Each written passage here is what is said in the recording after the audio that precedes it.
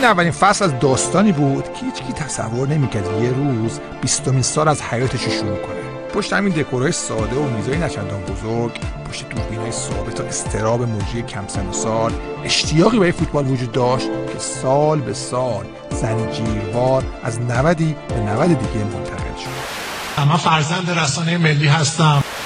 عمری باشه و در این صندلی بشه از حق و حقانیت دفاع کرد. انشاءالله هفته بعد هم در خدمتتون خواهیم بود.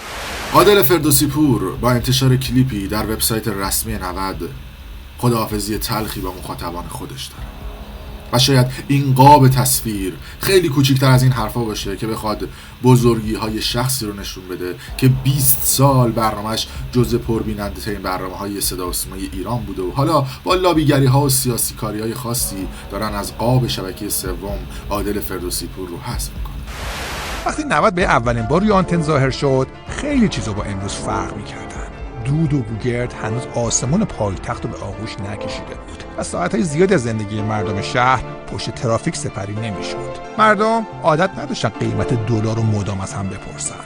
دلار 863 تومان بود و این نرخ با وزش هر باد عوض نمی‌شد. این کلیپ حاوی نکات جالبیه که در ادامه به اونها میپردازیم و نشون شما میدیم. کلیپی که نشون میده وقتی که برنامه 90 در 23 مرداد 78 روی آنتن رفت، امین فردین تنها 8 سال بیشتر نداشت. علی فروغی اصلی که مدیر شبکه 3 تنها 10-11 سال بیشتر سن نداشت و خیلی از بازیکنایی که حالا شدن اسطوره در تیم ملی بازی میکنن اون موقع به دنیا نیامدن. کلیپ خیلی نوستالژی و جالب و عجیب و غریبه و نشون میده اگر یک کسی بخواد 20 سال و روی آنتن تلویزیون دووم بیاره و عادل باشه، چقدر تلخه که بخواد از مردم خداحافظی کنه. سلام عرض میکنم خدمت شما بینندگان عزیز و ارجمند و علاقه‌مندان به برنامه‌های ورزشی. یه استودیوی کوچیک با یه میز ساده سبز رنگ. همه چیز از اینجا شروع شد. 23 مرداد 78 90 به اولین بار رو آنتن شبکه 3 رفت. این اولین فصل از داستانی بود که هیچکی تصور نمی‌کرد یه روز 20مین سال از حیاتش شروع کنه. پشت همین دکورهای ساده و میزای نچندان بزرگ، پشت دوربینای ثابت و استراب موجی کم سن و سال، اشتیاقی برای فوتبال وجود داشت که سال به سال زنجیروار از 90 به 90 دیگه منتقل شد. ملحق شدن به شنبه شبا و 1-2 سال بعد به دوشنبه شبا فصل تازه از زندگی 90 ساخت و بعد از اون تعقیب ماجراها، فسادها، بی‌عدالتی‌ها، دعواها و گزارش‌ها درست به اندازه تعقیب متن بازی فوتبال اهمیت پیدا کرد. وقتی 90 به اولین بار روی آنتن ظاهر شد، خیلی چیزا با امروز فرق می‌کردن.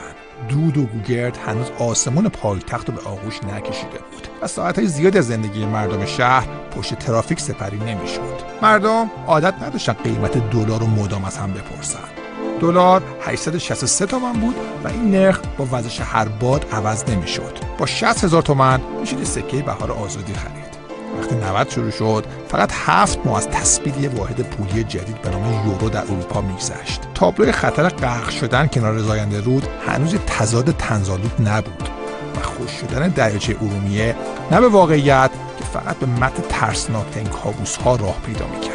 اون روزا جمعیت ایران فقط کمی بیش از 60 میلیون نفر بود و تلویزیون فقط چند شبکه داشت که برای دیدنشون بدون برفک همیشه مراجعه به سنت دست زدن به آنتن روی پشت بوم لازم میشد. وقتی 90 به اولین بار پخش شد، هنوز کسی از افسانه جمونگ خبر نداشت و مهمترین افسانه به دست اوشین خلق شده بود. خواهش میکنم میمونی.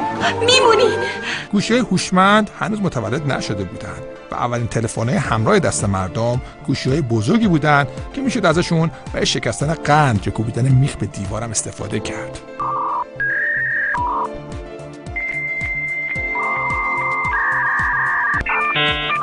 دوران اینترنت قطع شکونی دایل آپ و جابجا کردن فایل ها روی فلاپی دیسک. اون موقع آدمای اهل مد اینطوری لباس می‌پوشیدن. اصغر فرهادی هنوز چند سال با نوشتن اولین فیلمنامه زندگیش فاصله داشت و شهاب حسینی در انتظار اولین پیشنهاد تلویزیونی برای ورود به دنیای بازیگری بود. الان 20 ساله که تموم شونه به سرا و قناریا از تو خونه های امن و سفید دونه برمیچینن. خدایا شکرت. صدام حسین هنوز رئیس جمهور عراق به حساب می اومد و بیل کلینتون مرد اول کاخ سفید بود و تو بحران ناشی از رابطه عاشقانه پنهانش به سر می‌برد. مادر چه مهربونه، درد منو میدونه. سینمای ایران با عکس‌های بزرگی از ابوالفضل پورعرب و افسانه بایگان تزیین می‌شد و فقط 2 سال از شهرت لئوناردو دیکاپریو به خاطر غرق شدن در آب‌های آزاد در نقش جک گذشته بود. اون روزا مهدی قائدی 1 سال بیشتر نداشت و یونس دلفی که میگن پیوستنش به آینده‌های قطعی به نظر میرسه هنوز متولد نشده بود. وقتی اولین بحث کارشناسی تاریخ 90 شکل گرفت، تیم ملی فقط در 2 جام جهانی شرکت کرده بود. علی دایی فقط 48 گل ملی داشت و علی کریمی پدیده جوون پرسپولیس به حساب می آمد. اون روزا هنوز چیزی به نام لیگ برتر وجود نداشت. علی پروین سرمربی قرمزا بود و فقط چند ماه از اخراج بحث برانگیز ناصر حجازی بعد از ماجراهای عجیب بازی با سایپا میگذشت. امیر قلعه‌نویی هم تازه مربیگری رو با کشاورز کلید زده بود. سپانیا هرگز قهرمان فوتبال باشگاه ایران نشده بودند. فعل سپاسی با سید مهدی رحمتی، مهدی رجب‌زاده و بقیه مهرهای جوون با استعدادش یک تیم مدعی در لیگ و جام حذفی بود. از آخرین قهرمانی یک باشگاه ایرانی تو آسیا فقط 8 سال دور شده بودیم و یه بارون ساده همه ورزشگاه‌های کشور رو بدون استثنا گل‌آلود می‌کرد. جلال طالبی به نیمکت تیم ملی برگشته بود و کارلوس کیروش احتمالاً با انتقاد از امکانات فوتبال امارات تاکید می‌کرد که باور به آینده مشترک با اماراتی‌ها براش دشوار شده. زینود زیدان برای یوونتوس توپ میزد که 90 متولد شد. زیزو بعدها به رئال مادرید رفت. گل قهرمانی فینال لیگ قهرمانان را زد. بازنشسته شد. بعد از چند سال سرمربی رئال شد و با این تیم 3 قهرمانی متوالی لیگ قهرمانان را تصاحب کرد. در همین سالها 90 همچنان از شبکه 3 پخش میشد. کیلیان امباپه حالا یکی از قهرمانان دنیاست، اما اون موقع هنوز راه رفتن رو هم شروع نکرده بود. الکس فرگوسن بزرگ تازه اولین قهرمانی اروپایی با یونایتد رو جشن گرفته بود. حالا همه چیز در فوتبال به دوگانه مسی و رونالدو ختم میشه. اما اون روزا لئو در آرژانتین با مشکلات رشد درگیر بود و کریس در آکادمی اسپورتینگ برای آینده رویا میبافت. مرداد 78 اسم راجر فدرر هنوز بین 100 نفر اول رنکینگ تنیس دنیا هم دیده نمیشد. و رافا نادال پسر 13 ساله‌ای بود که تو رده‌های سنی مسابقه میداد. 20 سال زمانی به بلندی عمره. 20 سال خاطره با همه فراز و نشیب‌ها، گاهی پرحرارت و گاهی سرد، گاهی جنجالی و گاهی کم اتفاق.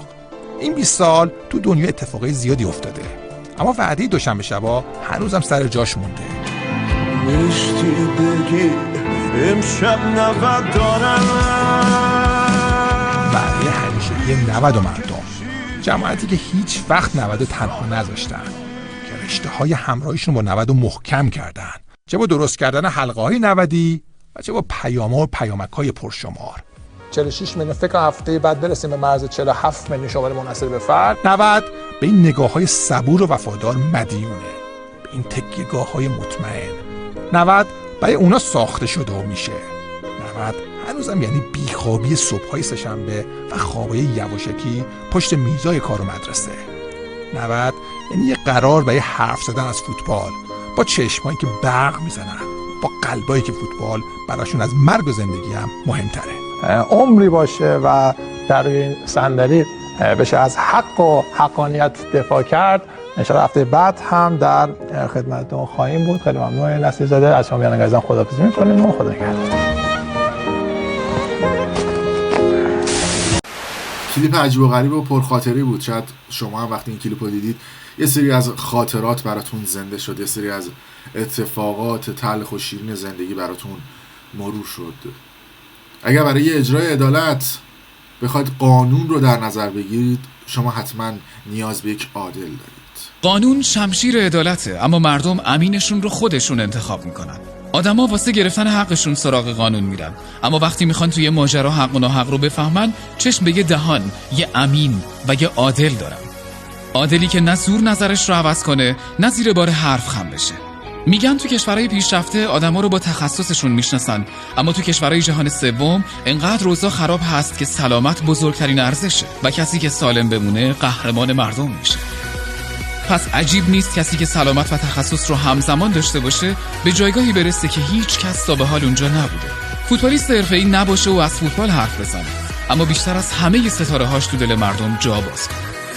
2 دهه است تو ایران اسم یکی از روزای هفته عوض شد. بعد از یک شنبه 90 و فرداش 3 شنبه میشه. هر چیزی هم که تغییر کنه یه صندلی سر جاشه. صندلی عادل تو خونه مردم که کنارش دقیق ترین ترازوی عدالت گذاشته شده. امیدوارم که مسئولین کج سلیقگی رو کنار بذارن و به رأی مردم احترام بذارن و عادل فردوسی پور رو باز هم به قاب تلویزیون برگردن.